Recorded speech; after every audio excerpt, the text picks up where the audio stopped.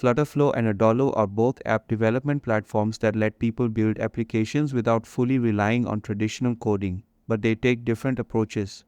FlutterFlow is more of a low-code tool, offering a drag-and-drop interface alongside the flexibility to dive deeper with custom code when needed. It is built on Google's Flutter framework, which means the apps created are cross-platform and can perform at a higher level with smoother animations and more complex logic. It integrates well with backends like Firebase and Supabase, supports real-time previews, and even allows exporting of source code, making it appealing for developers who want both speed and flexibility while keeping the option to scale. Adalo, on the other hand, is designed to be a pure no-code platform.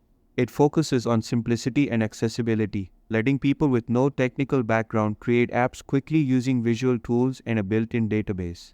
It provides ready-made components and templates, making it easier to get started and launch prototypes or small business apps without much complexity. However, this simplicity can also be a limitation when building more advanced applications, as customization and performance options are more restricted compared to FlutterFlow. In practice, Adalo works best for beginners, small teams, or businesses that need straightforward apps without much technical overhead.